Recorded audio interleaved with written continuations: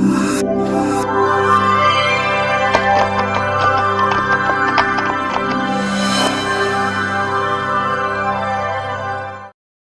मार्गदर्शन हेरेर बसिरहनुभएका सम्पूर्ण आदरणीय दर्शक महानुभावहरूमा म दीपक पाठकको हार्दिक नमस्कार। देश र जनताका लागि मार्गदर्शन गर्नु यो कार्यक्रमको मुख्य उद्देश्य रहेको छ। समृद्ध नेपाल, सुखी नेपाली र सकारात्मक पत्रकारितामा हामी केन्द्रित हुनेछौँ। भनिन्छ जित्नेले छुट्टै काम होइन, हरेक काम छुट्टै ढङ्गले गर्छ भन्ने एउटा यो सफल मानिसको कथन हो। हामी यो कार्यक्रममा गरिने कुराकानी विशेष गरेर समाज, देश र जनताका लागि मार्गदर्शन हुनुपर्छ र प्रेरणाको स्रोत बन्नुपर्छ भन्ने हामी त्यो मान्यता राख्छौँ। र हामीले यो कार्यक्रममा विभिन्न क्षेत्रका विभिन्न विज्ञहरूलाई आमन्त्रण गरेर कुराकानी गर्ने गर्छौँ। र आज सोही क्रममा हामीले समग्र ट्राफिक व्यवस्थापनका बारेमा कुराकानी गर्न महानगरीय ट्राफिक प्रहरी महाशाखाका प्रमुख वरिष्ठ उपरीक्षक भीम प्रसाद ढकाललाई स्टुडियोमा निम्ति आएका छौँ। कार्यक्रममा स्वागत छ भीम सर। नमस्कार। सन्चै हुनुहुन्छ? ठिक छ। यो ट्राफिक व्यवस्थापन कतिको गाह्रो विषय हो? ट्राफिक व्यवस्थापन आफैमा एउटा गाह्रो नै विषय हो, किनभने कि अब अहिले विकास निर्माणको गति अगाडि बढिरहेको सिलसिलामा बढीभन्दा बढी मान्छेहरूले सवारी साधन प्रयोग गर्ने प्रवृत्ति बढेको छ हैन। र जति पनि चाहिँ भौतिक पूर्वाधारहरू छ, बाटोघाटो छ, त्यसमा सवारी साधनहरू बढिसके पछाडि ती बढेका सवारी साधनको म्यानेजमेन्ट गर्ने, ती सवारी साधनहरूलाई सुरक्षित तवरले चाहिँ आवागमन गराउने र त्यहाँ यात्रा गर्ने मान्छेहरूलाई चाहिँ सहजता दिने हैन, मुख्य त्यो कुराहरू चाहिँ यसको व्यवस्थापनभित्र पर्छ। र अहिले जुन हामी जस्तो कम विकसित मुलुक हैन, विकासोन्मुख मुलुकमा जसरी अहिले चाहिँ अब बाटोघाटोहरू रफ्तारमा चाहिँ भइराखेको छ हैन, नयाँ सरकार आइसकेपछि विकास निर्माणका कामहरू तीव्र गतिले चाहिँ भइराखेको छ र ती अन्तर्गत बाटोहरू बनिराखेको छ र ती बाटोमा गुड्ने सवारी साधनहरूलाई चाहिँ दुर्घटना नहुने गरिकन, ट्राफिक नियम पालना गर्ने गरिकन त्यो आवागमनलाई चाहिँ सहज बनाउने र त्यो मार्फत आम नागरिकलाई चाहिँ के भने सहजता दिने त्यो चाहिँ जिम्मेवारीको जुन कुरा छ र जसलाई अहिले हामीले निभाइरहेका छौँ त्यो कुरा, त्यसको जिम्मेवारी हैन, ट्राफिक व्यवस्थापनको जिम्मेवारी जुन ट्राफिक प्रहरीको काँधमा छ कि हामीले यो जिम्मेवारीमा चाहिँ अगाडि बढिरहँदा वास्तवमा धेरै खालका समस्या चुनौतीहरू आउँछन् नै र ती समस्या चुनौतीलाई समाधान गर्दै हामीलाई जुन मिसन छ, जुन म्यान्डेट छ, त्यसलाई चाहिँ सफल बनाउन हामी लागिरहेका छौँ। जस्तो लकडाउनमा त ट्राफिक प्रहरीले अलिकति सजिलो महसुस गरे कि के लाग्छ? अब यस्तो लकडाउनमा सजिलो भन्दा पनि झन् गाह्रो स्थिति चाहिँ हामीले चाहिँ महसुस गरेका छौँ। भन्नाले दुई तिनवटा कुरा हामीले बुझ्नुपर्ने हुन्छ कि लकडाउनभन्दा अगाडिको स्थिति अर्थात् कोभिडभन्दा अगाडि हामी एउटा काममा केन्द्रित भएर अगाडि लागिराखेका थियौँ। त्यो भनेको चाहिँ होलमोल रूपमा चाहिँ ट्राफिक व्यवस्थापन सुधार गर्ने हैन। अब जब चाहिँ कोभिडको कुरा आयो त्यो पछाडि चाहिँ अरू दुईवटा थपिए हामीमा टास्क कि एउटा त ट्राफिक व्यवस्थापन छँदै थियो, अर्को के हो भने कोभिडबाट नागरिकलाई बचाउनको लागि नेपाल सरकारबाट जो निर्णय निर्देशनहरू हुन्छन्, भएका छन् र प्रहरी प्रधान कार्यालयबाट जो हामीलाई परिपत्र निर्देशन हुन्छन् तिनको कार्यान्वयन गर्ने दोस्रो जिम्मेवारी त्यो थपियो।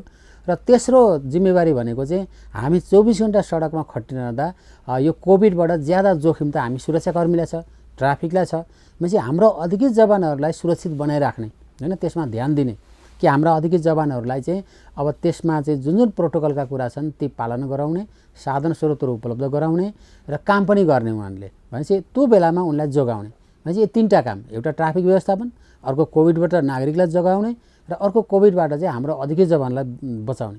भनेपछि तीनवटा कुरालाई चाहिँ हामी प्यारालली रूपमा चाहिँ ध्यान दिएर यसमा चाहिँ काम गरिरहेका छौँ हैन।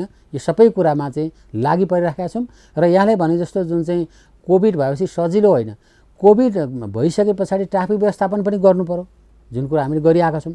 र कोभिडबाट नागरिकलाई बचाउन नेपाल सरकारबाट बेला बेलामा जुन निर्णयहरू भएका छन्, पहिला लकडाउनका निर्णयहरू भए हैन, पछि जोरबिजोरको कुरा पनि आए, पछि निषेधाज्ञाको कुराहरू पनि आए, पछि फेरि चाहिँ जोरबिजोरको कुराहरू आएका छन्। भनेपछि बेला बेलामा आएका निर्णयहरू जुन छन् र त्यो निर्णयअनुसार हामीले गर्नुपर्ने कामहरू जुन छन् त्यसलाई व्यवस्थापन गर्ने, ती कामहरू सम्पन्न गर्ने कामहरूमा हामीले पनि त्यतिकै ध्यान दिइराखेको छौँ। भनेपछि यो चाहिँ कोभिड आएपछि हाम्रा जिम्मेवारीहरू थपिएका छन् समग्रमा भन्नुपर्दा। जस्तो अहिले चाडपर्व अब सुरु हुँदैछ, नेपालीहरूको दसैँ तिहार आउँदैछ, उपत्यका छोडेर जाने मानिसहरू यात्रुहरू दिनका दिन बढिरहेका छन्। अब कसरी यसलाई व्यवस्थापन गरिरहनु भएको छ? अब जुन हामीले अघि मैले भने होइन, ट्राफिक व्यवस्थापनको कुरा, कोभिडबाट नागरिकलाई बचाउने कुरा, हामी आफै सुरक्षित हुने कुरा र अहिले यहाँले भने जस्तो अब जुन अहिले एउटा विशेष एउटा चुनौती अब थपिँदैछ हामीलाई के भने कि चाडपर्व दसैँ तिहार छठ अब सम्मुखमा हामी पुग्दैछौँ होइन। त्यसरी पुगिरहँदाखेरि अब विगत वर्षहरूमा हामीले जसरी चाडपर्वको सुरक्षालाई ध्यान दिएका थियौँ होइन, त्यसको विशेष योजना बनाएर सरकार निकायसँग समन्वय गरेर कि आम नागरिकहरूलाई यात्रा सहज बनाउनको लागि जुन काम विगतमा गरेका थियौँ अब अहिले पनि हामीले त्यो काममा ध्यान दिनु परेको छ र त्यो सम्बन्धी हामीले चाहिँ योजना बनाइसकेको छ र छिटपुट हामीले कार्यान्वयन पनि सुरु गरेका छौँ। र यसमा हामीले मुख्य ध्यान दिने कुरो भनेको कि अहिले जुन नेपाल सरकारबाट प्रोटोकलको कुरा छ होइन, नागरिकहरूलाई स्वास्थ्य प्रोटोकल सामाजिक दूरीको प्रोटोकलमा राख्ने भन्ने कुरा छ, त्यो पनि हामीले ध्यान दिइरहेछौँ होइन। अब यो बेलामा जुन जोर बिजोरलाई कार्यान्वयन गर्ने कुरा अनि गाडीहरूमा चाहिँ भिडभाड हुन नदिने कुरा, स्वास्थ्य प्रोटोकल पालन गरो गरेन त्यो हेर्ने कुरा, अनि कतिपय गाडीहरूलाई भाडा तोकिएको छ होइन, चलत चल्तीको भन्दा 50% बढाउने भनिएको छ, त्योभन्दा ज्यादा कसैले लिन्छ कि त्यसलाई हेर्ने कुराहरू। अनि अब बिस्तारै यहाँले भने जस्तो उपत्यकाबाट बाहिरिने मान्छेहरू एक हप्ता अगाडिसम्म बराबरी जस्तो थियो होइन, अब चाहिँ विगत एक हप्ताबाट 7 दिन अगाडिबाट चाहिँ बिस्तारै बढ्न थालेको छ कि 2-4 दिन अगाडिसम्म 1000-1500ले बाहिरिने मान्छे बढेको थियो भने हिजोबाट 5-6 हजारको सङ्ख्यामा चाहिँ बाहिरिने बढिरहेको छ। अब यो बढ्नु भनेको चाहिँ के भने अब चाडपर्वको लागि मान्छेहरू निस्किने क्रम बढेको छ। अब यो गरिरहँदाखेरि त्यो जाने गाडीहरूको चाहिँ ट्राफिक व्यवस्थापन अर्थात् तिनलाई सुरक्षित यात्रा गराउने एउटा कुरा, त्यहाँ यात्रा गर्ने यात्रुहरू कोहीबाट नठगिउन् भनेर चाहिँ त्यसलाई ध्यान दिने दोस्रो कुरा, र अनि अब त्यो ट्राफिक नियम पालनका कुराहरू त्यसलाई हामीले चाहिँ ध्यान दिएका छौँ। र हाम्रो योजनाअनुसार जुन दसैँ तिहार छठको लागि जुन योजना विगतमा गर्थ्यौँ अब अहिले त्यो पनि हामीले सुरु गरेका छौँ। जस्तो कि बस पार्कहरूमा भिडभाड हुन नदिने, त्यहाँ हाम्रो सुरक्षा चाहिँ यो के भन्छ सादा पोसाकमा चाहिँ कर्मचारीहरू खटाएर अहिले हामीले चाहिँ यात्रुहरू ठगिने, बढी मूल्य हुने कुरा, भाडा बेसी लिने अनि त्यसलाई चाहिँ कन्ट्रोल गर्न थालिसकेका छौँ। अब त्यस्तै हामी 14 ठाउँमा उपत्यकाको 14 ठाउँमा चाहिँ नागरिक सहायता कक्ष पनि स्थापना गर्दैछौँ होइन। अनि सम्बन्धित निकायसँग समन्वय गरेर जुन यहाँबाट जाने गाडीहरूलाई चाहिँ मेकानिकल टेस्ट गर्ने ताकि भोलि एक्सिडेन्ट नहोस् त्यसलाई ध्यान दिने त्यो कुरामा हामी लागिसकेका छौँ। र अर्को भनेको हाम्रो यो दसैँ तिहार छठको लागि छुट्टै सुरक्षा योजना बनिसकेको छ। त्यो अनुसार चाहिँ थप ठाउँमा चेक पोइन्टहरू राख्ने होइन। जस्तो अहिले हामीले 46 ठाउँमा दिउँसो चाहिँ चेक पोइन्टहरू छ, राति 39 ठाउँमा छ भने अब 20 ठाउँमा प्लस हुन्छ हाम्रो यो दसैँ तिहार छठ सुरक्षाको लागि। अनि त्यो ठाउँहरूमा चाहिँ सुरक्षा पोस्टहरू चाहिँ राख्ने र अलिक व्यवस्थित किसिमले त्यसलाई परिचालन गर्ने।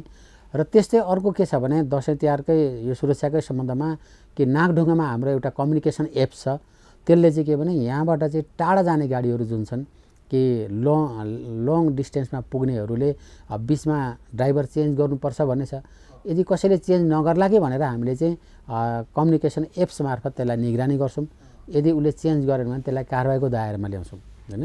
यो 1 वर्षभरिमा हामीले 445 जति गाडीहरूलाई चाहिँ हामीले त्यसलाई कारबाही पनि गरेका छौँ। अब यो दसैँ तिहारमा हामी अझ त्यसलाई थप निगरानी गर्छौँ होइन। अनि त्यस्तै चाहिँ अर्को महापसेको विषय छ। अब अहिले हामीले मेसिनबाट चाहिँ कोभिडको कारणले महापसे स्थगित गरेको छौँ, तर स्थगित गरे पनि हामीले चाहिँ ठाउँ ठाउँमा चाहिँ चेक पोइन्टहरू राखेर कुनै गाडीको चाहिँ मुभमेन्ट चाहिँ महापसे गरेर चलाएको हो कि ड्राइभरको व्यवहारबाट पनि चिन्छौँ, गाडीको मुभमेन्टबाट पनि चिन्छौँ। भनेपछि त्यस्तोहरूलाई होल्ड गर्ने, सुरक्षा गर्ने होइन। अब आवश्यकता अनुसार कानुनी कारबाही लाने त्यो पनि गर्छौँ। अनि स्पिड कन्ट्रोलका कुरालाई पनि हामीले ध्यान दिन्छौँ, स्पिड नहोस् भनिकन।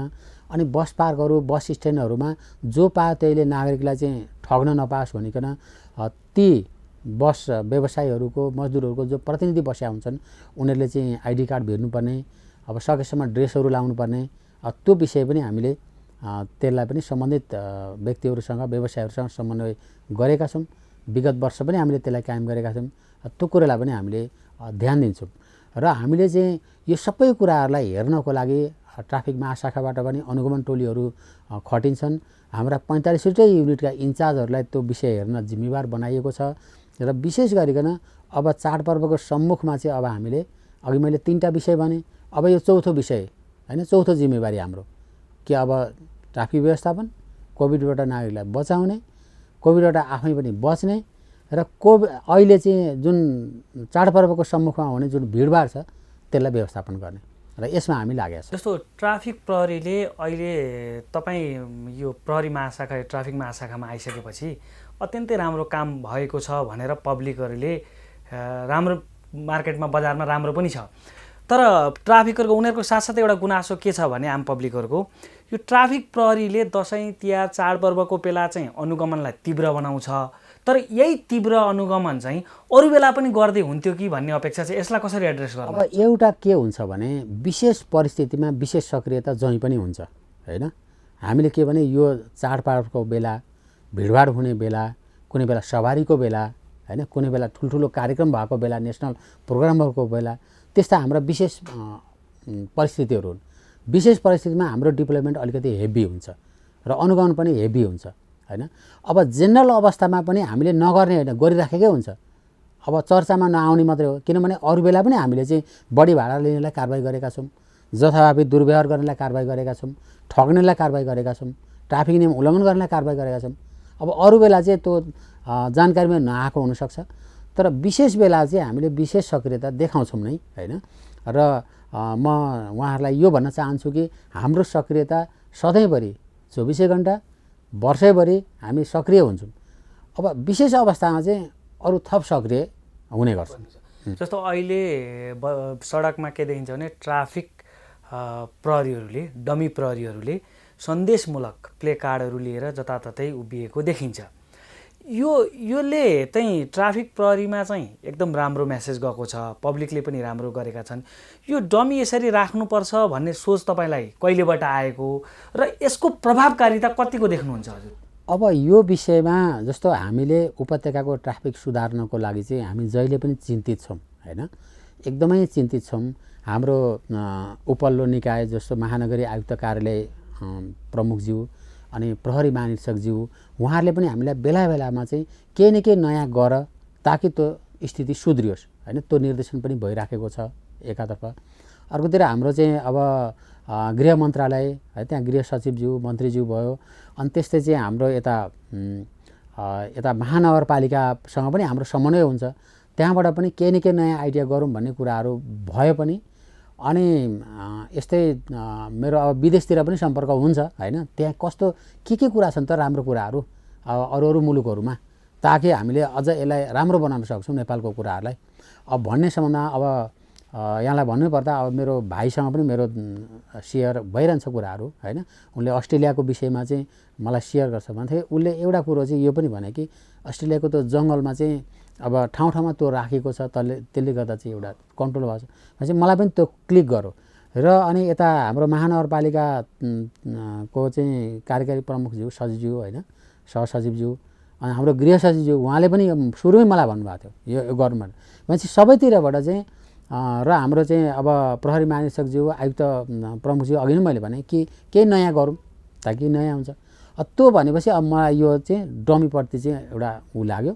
र यसले चाहिँ के गर्दो रहेछ भने कि हामीले अहिले जति पनि राखेका छौँ, जस्तो 23 ठाउँमा हामीले राखेका छौँ मुख्य चोकहरूमा, अब भोलि पर्सितिर हामी अरू थप 28 ठाउँमा राख्दैछौँ हैन। अब यसले चाहिँ अब हामीलाई पनि फिडब्याक राम्रो आएको छ। र यो किनभने कि जस्तो हाम्रो डिप्लोयमेन्ट त हुन्छ, अब यो चाहिँ मान्छे धेरैमा चाहिँ अब ट्राफिक नै हो भन्ने परेपछि पनि अटोमेटिक ठिकसँग ड्राइभिङ गर्ने त्यो कुरा हामीले पाएका छौँ हैन। जस्तो मलाई नै 12-13 जनाले सोधिसक्नुभयो कि होइन यस हिसाब सबै राम्रो गर्नुभएको छ, त ट्राफिकलाई किन दुःख दिइरहनु भएको छ त्यो बोर्ड बोकाएर भन्नुहुन्छ कहिलेकाहीँ हैन। अनि मैले कतिपयलाई चाहिँ होइन म करेक्सन गर्छु भनिदिन्छु, मैले डमी पनि भन्दिनँ हैन। र उहाँहरूमा त्यो पर्यो भने अधिकांशमा त्यो मेरै साथीले भन्दै हुनुहुन्थ्यो मैले त 5 दिनपछि मात्रै थाहा पाएको भन्दै हुनुहुन्थ्यो। अनि अर्को के भन्दै हुन्थ्यो भने यो राति पनि यत्रो रातभरि राख्ने पनि के होला बिचाराहरूलाई दुःख दिएर भनेर भन्दै हो। अब रातिको उसमा अब ठिक छ त्यो परेपछि अब राति पनि यसको प्लस पोइन्ट हामीले देखेका छौँ कि राति जेनरली माफासे गरेर चाहिँ ड्राइभिङ गर्ने मान्छेहरू पनि हुन्छन्। अब जब चोक चोकमा यो देखिसकेपछि मान्छे चाहिँ त्यो देख्ने बित्तिकै अटोमेटिक ड्राइभिङ चाहिँ दुरुस्त गर्ने कन्सियस भएर होइन सही हालतमा ड्राइभिङ गर्ने त्यो मेसेज गएको छ होइन त्यो खालको उहाँहरूमा परेको छ। अनि अर्को चाहिँ स्पिडमा कुदाइरहनेहरूले पनि जब झट्ट चाहिँ यो युनिफर्म लगाएर उभिराखेको देख्छन् भनेपछि त्यो स्पिड कन्ट्रोल गर्ने होइन त्यसले पनि रातिको दुर्घटनाहरू कमी चाहिँ हामीले पाएको छौँ होइन। र अर्को भनेको डमीले चाहिँ जुन सूचनामूलक बोर्डहरू बोकेको छ अब त्यो चाहिँ हाम्रो एक दुई दिनमा हाम्रो चेन्ज भइरहन्छ। त्यो बोर्डहरू चाहिँ कहिले एकापट्टि फर्काइन्छ जसमा ट्राफिकको जरिमाना 10,000 लाग्न सक्छ भनिएको छ नियम उल्लङ्घन गर्यो भने। 2 दिन त्यो देखाएपछि फेरि हामीले चाहिँ ट्राफिक नियम पालना गर्नुभएकोमा धन्यवाद छ भनेर लेखेका छौँ त्यो पनि हामी देखाइन्छौँ। अनि मापासे गरेर नचलाउनुहोस् होइन ट्राफिक नियम पालन गरिदिनुहोस् लेन अनुशासन पालन गर्नुहोस् भने जुन ट्राफिकका जुन जरुरी कुराहरू छन् त्यो चाहिँ हामी बोर्डहरूमा देखाउँछौँ। र आम नागरिकमा त्यो सूचना पनि हुने भयो सडक सूचनाका कुराहरू आउने भए होइन। र अरू बेला पनि हामी भोलिका दिनमा अब विशेष परिस्थितिमा पनि त सडक सूचना दिनुपर्ने हुन्छ त्यो डमीमा हामी त्यो दिन्छौँ। र यसलाई चाहिँ यही रूपमा अब यसको एउटा प्रभाव राम्रै भइराखेको छ होइन। र हामी निकट भविष्यमै थप डमीहरू पनि राख्दैछौँ। र प्लस अन्य सुधारका कुराहरू जस्तो यहाँले होर्डिङ बोर्डहरू चोकचोकमा देख्नु भएको छ विशेष गरिकन कोभिडलाई चाहिँ लक्षित गरेर सूचनामूलक होर्डिङ बोर्डहरू हामीले उपयुक्त ठाउँहरूमा राखेका छौँ होइन त्यसलाई पनि गरिरहेका छौँ। र प्लस अब ट्राफिक सुधारको सम्बन्धमा अब धेरै कामहरूमा हामीले चाहिँ कामहरू गरिरहेछौँ होइन। यो वर्षको सुरुवातीदेखि नै होइन हाम्रो पहिलो कुरो त हामी ट्राफिक आफै स्मार्ट बन्नुपर्छ होइन। ट्राफिक हामी सडकमा जो उभिन्छौँ यो आम राजधानीवासीले हेरेको छ राजधानीभन्दा बाहिरको नेपालीले पनि हेरिराखेको छ अनि विदेशबाट आउनेले पनि हामीलाई हेरेको छ। भनेपछि हामीलाई देख्ने सडकमा देख्ने बित्तिकै विदेशबाट आउनेले पनि नेपालको ट्राफिक यस्तो रहेछ नेपालको प्रहरी यस्तो रहेछ नेपाली जनता यस्तो रहेछ भन्ने उहाँहरूमा पनि त्यो एउटा इम्प्रेसन राम्रो पर्न जान्छ। त्यसलाई हामी दुरुस्त हुनुपर्छ भन्नेमा यो पहिलो हामीले ध्यान दिइराखेका छौँ हैन। अब जस्तो अर्को हजुरलाई मैले भन्न खोजेको पनि जस्तो तपाईँहरू विदेश पनि गइरहनुहुन्छ विदेशका प्रमुख सहरहरू राजधानी पनि घुमिरहनु भएको हुन्छ। धेरै देशहरूमा तपाईँको राजधानीहरूमा प्राय ट्राफिक प्रहरीहरू उभिँदैनन् सबै लाइटिङ सिस्टम हुन्छ उनीहरू मोनिटरिङ बाहिर बाहिर गरिरहेका हुन्छन्। अब उसले कुनै लेन मिस गर्यो काहीँ गऱ्यो भनेदेखि उसलाई तुरुन्तै 15-20 देखि 20 मिनटमा उसलाई पक्रिने पनि हुन्छ। त्यो व्यवस्था कहिले चाहिँ नेपालमा लागू होला त्यस्तो परिकल्पना तपाईँले कहिले सोच्नु भएको छ के छ त्यसमा आइडिया? अब यो अब यहाँले एकदम महत्त्वपूर्ण कुरा गर्नुभयो। वास्तवमा यही विषयमा हामी लागेका छौँ होइन। यो विषय चाहिँ अब जस्तो चाहिँ विगत 1 वर्षदेखिकै दौरानमा हेर्ने हो भने कि विगत 7-8 महिना अगाडि जब एक्सिडेन्टहरू धेरै भयो मुलुकमा त्यो बेला चाहिँ सामान्य प्रधानमन्त्रीज्यूबाटै हामी सबैलाई बोलाएर होइन एक्सिडेन्ट कम गर्ने ट्राफिकलाई सुधार्ने भन्ने निर्देशन पनि भयो। तत्पश्चात लगत्तै हामीले चाहिँ प्रधानमन्त्री कार्यालयमा चाहिँ एउटा चाहिँ समिति बन्यो हामी पनि त्यसमा संलग्न छौँ र त्यो समितिले चाहिँ दुर्घटना न्यूनीकरण समेतलाई ध्यान दिएर चाहिँ 37 बुँदे एउटा कार्ययोजना चाहिँ बनायो र त्यो कार्ययोजनामा चाहिँ अन्य कुरा भौतिक कुराहरू सुधार्ने कुराहरू छँदैछन् जुन अहिले यहाँले देख्नु भएको छ कि वर्तमान यातायात मन्त्रीज्यूको सक्रियतामा उपत्यकामा धेरै सडकहरू सुधार भएको छ होइन। उहाँले चाहिँ नियमित रूपमा अनुगमन गर्नुभएको छ ब्रिफिङ गर्नुभएको छ सुधार भएको छ एउटा कुरा। दोस्रो भनेको त्यो कार्ययोजनामा चाहिँ प्रविधिमा जानुपर्छ अब होइन प्रविधिलाई चाहिँ बढी चाहिँ अब अँगाल्नुपर्छ भन्ने कुरा छ र त्यस अन्तर्गत चाहिँ प्रविधिमा जानको लागि हामीले यो चाहिँ सुरुवात गरिसकेका छौँ। जस्तो यहाँलाई भनौँ कि सीसी क्यामेराको प्रयोग जुन छ होइन हामीले विगत वर्षदेखि नै गर्दै आएका छौँ। अब त्यसलाई ट्राफिक व्यवस्थापनमा हामीले सीसी क्यामेरालाई बढीभन्दा बढी उपयोग गरिराखेका छौँ होइन। हामीले चाहिँ सीसी क्यामेराबाट मोनिटर गरेर फुटेज लिएर चाहिँ जरिमाना गर्ने होइन घरमै चिट पठाउने त्यो अभियानकै रूपमा चलाएका छौँ कि अहिले यो गए वर्षमा यहाँसम्म आइपुग्दा 10,000 प्लस सवारी चालकलाई चाहिँ हामीले सीसी क्यामेराको फुटेजको आधारमा चाहिँ कारबाही गरेका छौँ हैन। त्यसले चाहिँ अनि धेरै ठाउँमा हामीले त्यसलाई लिङ्क जोडिराखेका छौँ।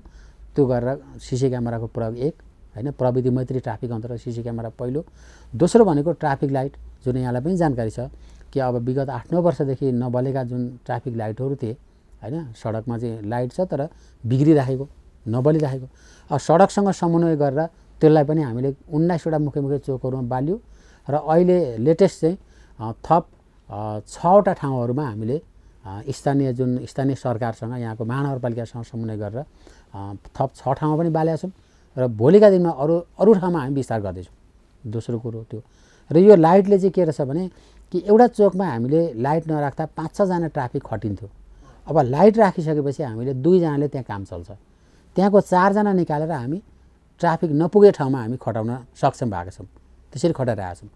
भनेपछि एकातर्फ यो भने अर्को चाहिँ आम चालकहरूमा चाहिँ एउटा प्रवृत्तिप्रतिको सम्मान हैन, एउटा गर्व गर्ने कुरा हैन। नेपालको राजधानीमा अब मेनुअलबाट प्रविधिमा गएछौँ है हामी हैन, लाइटमा हामी ड्राइभिङ गरिरहेछौँ। एउटा चाहिँ अब एउटा सरकारलाई चाहिँ एउटा आभार हुने एउटा चाहिँ स्थिति बनेको छ केही हदसम्म भए पनि हैन, त्यो कुराहरू छ। अनि त्यस्तै हामीले अस्ति मात्रै चाहिँ हामीले के गर्यौँ भने नागरिकहरू चाहिँ ट्राफिक कार्यालयमा चाहिँ धाइरहनु पर्ने हैन, जस्तो ब्लू बुक हरायो, लाइसेन्स हरायो, यता रोड पर्मिट हरायो भने कार्यालयमा ट्राफिक कार्यालयमा धाउनु पर्ने, 1 दिन 2 दिन 3 दिनसम्म धाएर सिफारिस लिने जुन थियो हैन, त्यसलाई चाहिँ हामीले अब नागरिकलाई घरैमा बसी चाहिँ अनलाइनबाट चाहिँ फर्म भर्ने र त्यो सिफारिस चाहिँ उहाँले घरै बसी पाउने त्यो सफ्टवेयर चाहिँ हामीले गत हप्ताबाट सुरु गरेका छौँ हैन। त्यो सुरु गरेपछि दैनिक 150 सम्मले पहिला म्यानुअल चाहिँ धाएर सेवा लिन्थे भने अहिले 400 प्लस चाहिँ दैनिक चाहिँ सेवा पाइरहेछ। र अस्ति 2 दिन अगाडि मात्रै दोस्रो सफ्टवेयर जो चाहिँ सवारी साधन हराउँछ, मोटरसाइकल गाडी हैन, हरायो भने त्यसको निवेदन पनि अनलाइनबाट दिने, अनि हराएको सिफारिस पनि अनलाइनबाट दिने, र भेटियो भने भेटिएको जानकारी पनि अनलाइनबाट दिने घरै बसी नागरिकलाई। भनेपछि त्यो अर्को सफ्टवेयर पनि हामीले लन्च गरिसकेका छौँ। टेक्नोलोजीको प्रयोग म्याक्सिमम हुँदैछ, म्याक्सिमम गर्दैछौँ हामीले हैन। मैले भने नि सीसी क्यामेरा, ट्राफिक लाइट, यो अनलाइन सेवा जुन छ हैन, यो 2टा सफ्टवेयर त्यो भयो। अब अर्को कुरा भनेको हामीले चाहिँ निकट भविष्यमा हामी केमा जाँदैछौँ भने जुन अहिले हामीले फाइनल गरिसकेका छौँ कि त्यसको आन्तरिक कार्यविधि बनाइसकेका छौँ कि जस्तो नेपाल सरकारले पनि निर्णय गरेर चाहिँ जुन राजस्वहरू चाहिँ अब प्रविधिबाट चाहिँ बुझाउने भन्ने जुन एउटा नीति छ नि नेपाल सरकारको हैन, अब त्यो मुताबिक हामी चाहिँ अब यता हाम्रो प्रहरी प्रधान कार्यालयको पनि जुन कार्ययोजना छ हैन, त्यो कार्ययोजनाले पनि हामीलाई प्रविधिमा जानलाई चाहिँ निर्देश गरेको छ हैन। जुन प्रहरी महानिरीक्षकज्यूबाट पनि त्यो निर्देशन बारम्बार भएको छ। भनेपछि अब हामी लगत्तै के भने सडकमा हुने जुन जरिमानाको कुरा, अब अहिले चाहिँ हामी चिट काट्ने अनि जुन जरिमाना बुझाउने मान्छे हाम्रो कार्यालयमा जाने, त्यहाँ चाहिँ ब्याङ्कमा बुझाउने, अनि फेरि अर्को दिन आएर चाहिँ कागजपत्र लिने, त्यो थियो। त्यसलाई पनि हामी अन्त्य गर्न गइरहेछौँ कि त्यो पनि सडकै त्यहीँ चाहिँ त्यो राजस्व खातामा त्यहीँ जरिमाना जम्मा गर्ने, अनि त्यो चाहिँ काम छिटो हुने हैन, धाउनु नपर्ने, त्यो व्यवस्था पनि निकट भविष्यमा हामी लाग्दैछौँ। र यी बाहेक अरू स्मार्ट पार्किङका कुराहरू हैन, त्यसलाई पनि हामीले योजनामा अगाडि सारेका छौँ। अनि नाकाहरूबाट इन आउट हुने सवारी साधनलाई डिजिटल्ली त्यसलाई काउन्टिङ गर्ने एउटा सिस्टममा त्यसको चाहिँ डाटाहरू राख्ने हैन, कुन क्याटेगोरीको कुन नम्बरको कति सवारी साधन आयो भन्ने कुरा चाहिँ ठ्याक्कै कन्ट्रोलबाट सबै चाहिँ जानकारी हुने। त्यसलाई मेनुअली अहिले त हामी त काउन्ट गरेका छौँ नि त हैन, त्यो पनि डिजिटल्ली गर्ने भन्नेमा पनि हामी अगाडि बढेका छौँ। र हाम्रा चाहिँ कार्यालयभित्रका जति पनि चाहिँ कामहरू ती पनि हामीले जस्तो चाहिँ ट्राफिक भायोलेसन सम्बन्धीका रेकर्डहरूलाई सफ्टवेयर मार्फत नै त्यसलाई व्यवस्थित गरेका छौँ। त्यसलाई चाहिँ एनालाइसिस गर्न सजिलो छ भनेर त्यो कामहरू चाहिँ भइराखेको छ भने यी लगायत 12-13वटा एकदमै इम्पोर्टेन्ट प्रविधिसँग जोडिएका इम्पोर्टेन्ट कार्यक्रमहरू जुन छन् ती लगभग आधिउधी हामीले सुरु गरिसक्यौँ र आधिउधीलाई पनि निकट भविष्यमा पुरा गरेर यो चाहिँ यो प्रविधिमा लाने हैन, ट्राफिकलाई पूर्ण रूपमा प्रविधिमा लाने भन्ने हाम्रो योजना छ। त्यो पनि हामी अगाडि बढाएका छौँ। र नेपाल सरकारले पनि जस्तो ट्राफिक लाइट हैन, अब अहिले तत्कालको लागि हामीले यसरी अगाडि बढाएका छौँ। दीर्घकालमा चाहिँ एउटा सिङ्क्रोनाइज सिस्टममा हैन, होल भ्यालीको लाइट सिस्टम जुन ट्राफिक लाइट सिस्टम छ त्यसलाई सिङ्क्रोनाइज गर्ने, इन्टिग्रेटेड गर्ने त्यो योजना पनि माथिबाट चाहिँ विभागबाट अगाडि सारिएको अवस्था छ। अनि सीसी क्यामेरालाई पनि चाहिँ विस्तार गर्नको लागि चाहिँ अब महानगरपालिकाहरूले सक्रियता देखाउनु भएको छ। र हाम्रो योजना के छ भने कि भ्यालीभरिको एउटा चाहिँ कन्ट्रोल रुम राखेर अब त्यसले चाहिँ अपराध अनुसन्धान गर्ने खालको सीसी क्यामेराहरू, नियन्त्रण गर्ने खालको चाहिँ सीसी क्यामेराहरू र ट्राफिक मैत्री सीसी क्यामेराहरू हैन, त्यो उनीहरूको जुन त्यो खालको चाहिँ त्यो नेचरको चाहिँ प्रविधिहरू जडान गरेर त्यसलाई चाहिँ दीर्घकाल रूपमा त्यसरी जाने भन्ने कुराहरू चाहिँ भएको छ। र यसरी प्रविधिमा अगाडि बढ्नको लागि हामीले विभागीय निर्देशन पनि हामीलाई भएको छ हैन। प्रहरी प्रधान कार्यालयबाट चाहिँ हाम्रो चाहिँ मूल्याङ्कनको मापन पनि प्रविधिमा कति चाहिँ अगाडि बढ्यो भन्ने कुरालाई एउटा मापन पनि राखिएको छ त्यो हैन। त्यस अर्थमा पनि हामी यसरी अगाडि बढेका छौँ। र मलाई लाग्छ अब सुखी नेपाल समृद्ध नेपाली जुन छ हैन, यो चाहिँ यसको चाहिँ यो कुरा पुरा गर्नको लागि हामीले यी प्रविधिका कुराहरूमा चाँडोभन्दा चाँडो फड्को मार्यौँ भने जुन समृद्ध नेपाल सुखी नेपालीको चाहिँ एउटा सपना पुरा हुन्छ भन्ने चाहिँ हामीलाई चाहिँ लाग्यो। जस्तो ट्याक्सीहरू कुनै पनि ट्याक्सीहरू मिटरमा हिँड्दैनन्। यो आम नागरिकको गुनासो छ काठमाडौँमा। मन परी भाडा यति दिने उति दिने भनेर उनीहरू मोलमलाइ गर्छन्। यो सिस्टममा ल्याउन किन नसकिएको नम्बर एक कुरा। म यही सोचमा एकचोटि सिङ्गापुर जाँदाखेरि सिङ्गापुरको ट्याक्सी चढ्दा ट्याक्सीको ड्राइभरले मलाई के भन्नुहुन्थ्यो भने तपाईँ जाने ठाउँ सबैभन्दा छोटो ठाउँबाट मैले लानुपर्छ, जबकि तपाईँलाई मैले अलिकति मात्रै घुमाएँ भने पनि मेरो ट्याक्सीलाई त्यहाँ कारबाही गर्छ। किन तैँले किन मान्छे घुमाइस्, पर्यटक किन घुमाइस्? यहाँबाट आउँदा उसले 2 रुपियाँमा आउने मान्छे तैँले $3 लिने गरी किन गरिस् भनेको त्यहाँ त्यति सिस्टमेटिक छ। त्यो सिस्टम कहिले यहाँ लागु होला? यो त अराजक छ नि त। ट्याक्सीमा त हेर्नु त यो कसैले भनेको टेर्दैन, मान्दैनन् होइन। अब यो पनि एउटा समस्याको रूपमा हामीले पनि अनुभूति गरेका छौँ होइन। ट्याक्सी चालकहरूले अब जुन चाहिँ मिटरमा चल्ने भनिएको छ, मिटरमा ठग्ने अन्यथा गर्ने, अब सबै त नहुन्, केही त्यस्तो चालकहरू छन्। अब त्यसलाई कन्ट्रोल गर्नको लागि हामीले मेन्युअली हाम्रो छुट्टै सिभिल टोली खटाएर होइन, एउटा चाहिँ त्यो चाहिँ हाउमस टोली भन्छौँ हामी, त्यो टोली खटाइ पनि राखेको छ। र दैनिक चाहिँ हाम्रो कोभिडभन्दा अगाडिकै कुरा गर्ने हो भने दैनिक 70-80वटा ट्याक्सीहरू कारबाही पनि पर्ने गरेका छन् होइन। र अब ट्याक्सी चालकहरूले पनि आफ्नो समस्या आफ्नो गुनासो सरकार समक्ष राखिआएका पनि छन्। तर यो सबैको समाधान भनेको यहाँले भने जस्तो यसलाई पनि हामीले चाहिँ प्रविधिमा लानुपर्ने हुन्छ होइन। यसलाई पनि एउटा सिस्टममा कुन कुन ट्याक्सी कुन कुन रुटमा चल्ने र त्यसको चाहिँ के कति भाडा भन्ने कुराहरू चाहिँ प्रविधिमा चाहिँ एउटा सिस्टमले देखाउने गर्ने चाहिँ सिस्टम सुरु गर्ने बित्तिकै यो पनि समस्या समाधान हुन्छ। र यसलाई पनि हामीले हाम्रो योजनामा राखेका छौँ कि पछिसम्म यस हिसाबले चाहिँ गर्नुपर्छ भनेर। र यो सम्बन्धमा चाहिँ हाम्रो यातायात कार्यालयसँग पनि समन्वय भएको छ। ट्याक्सी मात्रै होइन, सार्वजनिक गाडीहरूकै विषय पनि होइन, जति पनि पब्लिकलाई बोक्ने गाडीहरू छ ती गाडीहरू एउटा चाहिँ प्रविधिको सिस्टममा लानुपर्छ र ताकि सबै ठाउँमा चाहिँ ती गाडीहरू घुम्न सकुन् र सबै ठाउँको नागरिकहरूले सिस्टमले सेवा पाओस् होइन। यहाँ चाहिँ भनौँ न कुनै ठाउँमा मानौँ शङ्खमुलको भित्री क्षेत्रमा बसिरहेका नागरिकले पनि घरबाट निस्किने बित्तिकै सार्वजनिक सवारी साधनमा चढेर सजिलै अफिस चाहिँ वारवार गर्न सक्यो। अब यो सार्वजनिक सवारी साधनलाई यो सिस्टममा हामीले लान जरुरी छ। त्यसको लागि चाहिँ अब नेपाल सरकारबाट पनि अब यो सम्बन्धी एउटा प्राधिकरण नै बनाएर सबै सार्वजनिक सवारी साधन त्यस अन्तर्गत राखेर एउटा प्रविधिको सिस्टममा चलाउने भन्ने कुरा अगाडि बढाएको छ होइन। त्यो भयो भने हाम्रा साना सवारी साधन जुन छन् नि होइन, साना भेहिकलहरू त्यो निरुत्साहित हुन्छन्। अर्थात् सार्वजनिक सवारी साधन नै हामीले चाहिँ युज गर्ने चाहिँ एउटा माहौल बन्छ, त्यो वातावरण बन्छ। त्यो भएपछि सानातिना सवारी साधन जसले चाहिँ धेरै बाटो ओगटेको छ त्यो निरुत्साहित हुन्छ। पछि यो हिसाबमा पनि यो योजना छ, सरकारको योजना छ होइन। हामीले त्यसलाई चाहिँ चाँडै पुरा गर्नको लागि चाहिँ हामीले पनि अनुरोध गरिआएका छौँ। त्यो जस्तो सडक दुर्घटना पहिलेको भन्दा त अहिले कम भएको छ, तर ठुला बडाहरूले कहीँ सडक दुर्घटनाहरू हुँदाखेरि ठुला बडाहरूलाई चाहिँ माथिको आदेश भनेर उन्मुक्ति दिने र सानाहरू चाहिँ कारबाहीमा पर्ने, कहिलेकाहीँ ठुलो मान्छेले चाहिँ मान्नेहरू अथवा कुनै मान्छेहरूले चाहिँ चालक आफै भएर गाडी कुदाउँदाखेरि दुर्घटना भयो भने त्यहाँ चाहिँ ड्राइभर परिवर्तन गरेर अर्को कोही खडा गर्ने प्रविधि पनि यो बिचमा अलिकति विकास भएको छ। यसलाई चाहिँ कसरी हेर्नु भएको छ तपाईँले? अब यो तपाईँ कुन घटनामा भन्नुहोस् न, किनभने हामीले त्यस्ता घटनालाई फेयरली अनुसन्धान गर्छौँ। हामीले चाहिँ कसैको दर्जा ओहदा कुनै हालतमा हेर्दैनौँ, त्यो चाहिँ एक्चुअल घटना के भएको छ। अब अहिले त फेरि त्यसमा पनि प्रविधिको प्रयोग आइसकेको छ, सबै ठाउँ सिसी क्यामेराको कभरेजमा छ। सिसी क्यामेराले पनि हाम्रो अनुसन्धानलाई सहयोग गरेको छ र अन्य चाहिँ अनुसन्धानका विभिन्न साधन स्रोतहरू हामीले प्रयोग गर्छौँ होइन।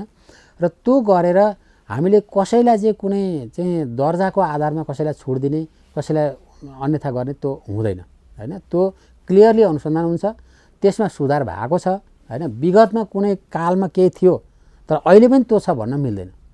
हामी पारदर्शी र क्लियरली वस्तुनिष्ठ अनुसन्धान चाहिँ गरिराखेको हुन्छ र त्यो गरेर जो दोषी छ चाहे जोसुकै भए पनि ऊ कानुनी दायरामा आउँछ। त्यो काम चाहिँ हामी गर्छौँ। जुन ट्राफिकको जिम्मेवारीमा परेको कुरा फेयरली हामीले हेरेका हुन्छौँ, यता सिभिल प्रहरीले अनुसन्धान गर्ने कुरा पनि एकदमै फेयरली उनले गरिराखेको हुन्छ र दुईटैको समन्वय गर्ने कुरा पनि हामीले सबै कुरा तथ्यगत रूपमा प्रमाणको आधारमा मात्रै गर्छौँ। प्रमाणलाई चाहिँ एकातिर प्रमाण छ, अर्कोतिर अन्य निर्णय गर्न त कसैले सक्दैन। अहिले जे देखिन्छ प्रमाणबाट, अनुसन्धानबाट त्यसैलाई फलो गर्ने हो। त्यसमा त्यसमा हाम्रो धेरै नै सुधार भएको छ। म यो एकदमै किटानी साथ भन्छु कि हाम्रो नेपाल प्रहरीमा अनुसन्धानलाई वस्तुनिष्ठ बनाएर अगाडि बढ्ने कुरा चाहिँ विगतभन्दा धेरै सुधार भएको छ। हामी यसलाई भोलिका दिनमा अझ सुधार गर्छौँ। त्यसको लागि धन्यवाद। अधिक तपाईँले चासो दिनुभएको छ, कार्यान्वयनमा आओस् भन्ने सबैको अपेक्षा पनि हो। अर्को के छ, ट्राफिक प्रहरीहरूको पीडा अत्यन्तै दयनीय छ। सडकमा उभिनुपर्छ, धुलो धुवाँ खानुपर्छ, गाडीको चाप छ, मिलाउनुपर्छ, टोयलेट हुन्न, खानेपानीको व्यवस्था राम्रो छैन, खाजा खानलाई समस्या छ। यस्तो खालको वातावरण छ कि सबै नागरिकहरूलाई, फिल गर्ने नागरिकहरूले साह्रै दयनीय अवस्था देख्छन्। अब भोलि त्यो धुवाँका कारणले गर्दाखेरि उनीहरूको जीवनमा, स्वास्थ्यमा बिरामी, दीर्घरोगी हुने समस्याहरू पनि आफ्नो ठाउँमा होला। तिनीहरूको लागि चाहिँ सङ्गठनले सुरक्षा र स्वास्थ्यको लागि के चाहिँ व्यवस्था गरेको छ अहिलेसम्म? होइन, यो पहिलो कुरा म यहाँको जुन भन्नुभयो नि दयनीय, त्यो होइन। हामी दयनीयमा छैनौँ क्या, हामी एकदम निम्सरो छैनौँ, हामी बलियो छौँ। किनभने कि हामी अहिले जुन काम गरिरहेका छौँ, हामी फौजी हौँ। हामी यो सेवामा इन्ट्री हुँदै हामी फौजी काम गर्ने हो भनेर आएको हो नि त यहाँ त, होइन? हामी चाहिँ कुनै टेबलमा बसेर त्यहाँ चाहिँ काम गर्ने भनेर अरू निकाय जस्तो काम गर्न आएको होइन। त्यस कारणले पनि हामीले त्यही खालको ट्रेनिङ दिएको छ। त्यही खालको चाहिँ भोलि फिल्डमा आइपर्ने सबै खालका चाहिँ कुराहरूसँग जुझ्नको लागि ट्रेनिङमा त्यो खालको दुःख हामीलाई चाहिँ दिया हुन्छ त्यहाँ गुरुबाहरूले। भनेपछि अब अहिले हामी जुन किसिमले खटेका छौँ, होइन, त्यो दयनीय नभनौँ, त्यो होइन। होइन, हामीलाई इन्जोय छ। हाम्रो अधिकृत जवानहरू त्यहाँ चाहिँ के भने एउटा इन्जोयका साथ काम गरिरहेको छ, होइन? अब अरूहरूले त्यहाँ चाहिँ एकदमै ल दुःख आदि इत्यादि निम्सरो भन्न मिल्दैन। हाम्रो जिम्मेवारी त्यहाँ हो। हामीलाई त्यो म्यान्डेट सरकारले दिएको छ, त्यसमा हामीलाई गर्व छ कि हामीलाई सडकमा उभिएर यो 12 लाख गाडीलाई चाहिँ व्यवस्थापन गर भनेर हामीलाई जिम्मेवारी दियो नि त। यसमा त हामीलाई गर्व छ नि त, होइन? त्यस अर्थमा त्यो कुरा एउटा। दोस्रो भनेको हामीलाई चाहिँ सरकारले, विभागले जुन हामीलाई ज्यादा खट्नु परेपछि हामीलाई दिने कुराहरूको सम्बन्धमा भन्नुपर्दा अब पहिलो कुरा भनेको हामीलाई चाहिँ धेरै कानुनहरू हामीलाई चाहिँ कार्यान्वयन गर्ने जिम्मेवारी दिएको छ। यहाँलाई भनौँ 5-6 दर्जनभन्दा ज्यादा सिङ्गो कानुनको चाहिँ कार्यान्वयन चाहिँ हामी पुलिसले गर्नुपर्ने हुन्छ, होइन? कि अरू सरकारका अरू कुनै निकायभन्दा धेरै त्यो जिम्मेवारी एक। दोस्रो भनेको आम नागरिकको चासो पनि हामीप्रति, होइन? किनभने सबै नागरिकहरूले के ठान्छ भने कि प्रहरीले गर्ने कानुनअनुसार गर्ने कामको अतिरिक्त प्रहरीको कानुनमा चाहिँ प्रहरीले गर्ने काम चाहिँ नपरे पनि अरू निकायले गर्ने पनि प्रहरीले गरिदिए हुन्थ्यो भन्ने आम नागरिकको त्यो चाहिँ सोचाइ हुन्छ, हामीसँग अपेक्षा हुन्छ। त्यो किन भन्दा हामी चुस्त दुरुस्त र छिटो छिटो काम गर्छौँ भन्ने नागरिकमा छ। दोस्रो त्यो। तेस्रो भनेको चाहिँ हाम्रो विभागले, होइन, हाम्रो चाहिँ प्रहरी महानिरीक्षकज्यूबाट, सङ्गठनबाट हामी सम्पूर्ण अधिकृत जवानहरूको चाहिँ हितको लागि, होइन, एउटा चाहिँ सर्वतोमुखी हित होस् भनिकन अब धेरै कुराहरूको व्यवस्था छ। अब एक त हाम्रो वृत्ति विकासको कुरा पारदर्शी बनाइएको छ, नम्बर 1। दोस्रो, हामीलाई दिने जुन सुविधा, तलब, रासन, कपडा, ब्यारेक, होइन, चाहिँ सबै कुराहरू चाहिँ व्यवस्था छ। अर्को भनेको हाम्रो कल्याणकारी कार्यक्रम अन्तर्गत चाहिँ हामी सम्पूर्ण अधिकृत जवानहरूलाई अब पुलिस हस्पिटलहरू अब केन्द्र लगायत 4-5 ठाउँमा अन्त पनि छन्। पुलिस हस्पिटलमा फ्री स्वास्थ्य उपचारको व्यवस्था छ, फ्री औषधिको व्यवस्था छ। अनि अर्को शिक्षाकै कुरा गर्नुहुन्छ भने हाम्रा पुलिस स्कुलहरूमा कि हाम्रा सन्ततिहरूले कमभन्दा कम पैसामा पढाउन पाइराखेको छ। अब अर्को चाहिँ कतिपय आर्थिक असुविधा हुने, जुन चाहिँ आर्थिक समस्या हुने कर्मचारीको लागि कल्याणकारी कार्यक्रम अन्तर्गत चाहिँ किस्ताबन्दीमा चाहिँ सरसामानहरू पाउने, होइन, कर्जाहरू चाहिँ पाउने। अब अहिले त घर कर्जाको कुरा पनि आएको छ भने यी यावत कुराहरू, अनि विदेश जाने कुराहरू जुन हाम्रो चाहिँ सबैलाई त्यो छ भने यी लगायत थुप्रै व्यवस्थाहरू एक त सरकारबाट भएका छन्। अर्को चाहिँ सङ्गठनले आन्तरिक रूपमा कल्याणकारी प्रोग्रामलाई चाहिँ रेगुलेट गरेर, होइन, त्यो अन्तर्गत त्यो कुराहरू भइरहेको छ। र यी सबै कुराहरूले गर्दाखेरि चाहिँ हाम्रो चाहिँ अधिकृत जवानहरूमा एउटा मनोबल उच्च छ। र अर्को के पनि भने अब यहाँलाई भनौँ अहिलेकै विषम परिस्थितिमा पनि कि हरेक विषम परिस्थितिमा नेपाल प्रहरीले काम राम्रै गर्दै आएको छ नि त विगतमा, होइन? अब अहिले यो कोभिडको पनि एउटा विषम परिस्थिति हो। यसमा अब हामीले खटेर डटेर काम गर्नुपर्छ भन्ने भावना सबैमा छ र त्यो मनोबल लिएर चाहिँ हामी काम गरिरहेको छौँ। जस्तो ट्रिपरहरूको अलिक लापरवाहीका कारणले गर्दाखेरि मानिसहरूको ज्यान जाने गरेको छ। यो ट्रिपरको अलिकति ज्यादतीलाई नियन्त्रण गर्नको लागि चाहिँ यो ट्राफिक महाशाखाले के व्यवस्था गर्दैछ, के हेर्दैछ यसलाई? यसलाई हामीले चाहिँ ट्रिपरहरू भनेको अलिकति ठुलो साइजको होइन, अलिकति जथाभावी चाहिँ चलाउने त्यो स्थिति हेरेर त्यो दुर्घटनाबाट रोक्नको लागि चाहिँ हामीले धेरै कुराहरू गरिरहेका छौँ। पहिलो कुरा भनेको यिनको टाइमिङ, जुन चाहिँ अब यो दिउँसोको टाइममा जुन एकदमै भेहिकलहरूको चाहिँ रस हुने टाइममा टिपरलाई हामीले निषेध गरेका छौँ कि नाकाबाट छिर्नलाई निषेध गरेका छौँ। बेलुका 9 बजेदेखि बिहान 4 बजेसम्म मात्रै उसले इन भएर आउट हुन पाउँछ, अरू बेला उसले पाउँदैन, नम्बर 1। दोस्रो भनेको टिपरहरू चाहिँ हिट एन्ड रन केस गरेर भाग्यो भने फेला नपर्ने समस्या थियो विगतमा। पछि हामीले चाहिँ त्यो, किनभने उसको जुन नम्बर प्लेटहरू अब छोपिने होइन, उनको चाहिँ त्यो हिलो लाग्ने दुनियाँ हुनाले चाहिँ ढालामै चाहिँ दुईतिर नम्बर लेखाउने काम गऱ्यौँ हामीले। करिबन 5000 टिपरहरूलाई त्यो नम्बर लेखायौँ। तेस्रो भनेको चाहिँ कतिपय चाहिँ साउन्ड सिस्टम बजाइरहने टिपरभित्र, अनि झल्लारीहरू राख्ने, लाइटहरू एकदम ओभर गरिदिने, त्यसलाई पनि हामीले चाहिँ त्यसलाई सुधार गर्ने काम गरेका छौँ। र यसको साथसाथै टिपर मुभमेन्ट हुने टाइममा हाम्रा चेक पोइन्टहरू सक्रिय हुन्छन्। त्यो बेला धेरै टिपरहरू कारबाही हुन्छन्, अथवा तिनीहरू स्पिड हुन नदिने होइन, लाइटिङ एकदमै ज्यादा गरेर चलाउन नदिने, त्यो कुरामा पनि हाम्रो रातिको ड्युटीहरू सक्रिय हुन्छ होइन। अब त्यो यति सबै प्रयास हुँदाहुँदै पनि एक दुईवटा दुःखद घटना भएका छन्, तिनलाई हामीले कानुन दायरामा ल्याएका छौँ। र भोलिका दिनमा यसलाई अझ व्यवस्थित गर्नको लागि अब यातायात व्यवस्था विभागसँग हामीले समन्वय गरेर अब यिनलाई चाहिँ जुन अब GPS सिस्टम चाहिँ सुरु गर्ने, डिजिटली यिनलाई कन्ट्रोल गर्ने भन्ने योजना पनि हाम्रो छ होइन। त्यो गरेर टिपरको चाहिँ दुर्घटनालाई न्यूनीकरण गर्नको लागि चाहिँ लागेपुगेसम्म सबै कामहरू हामी गरिरहेका छौँ। कार्यक्रममा आइदिनु भयो, त्यसको लागि धेरै धेरै धन्यवाद छ। यहाँले बोलाइदिनु भयो, यसको लागि पनि विशेष धन्यवाद। नमस्कार।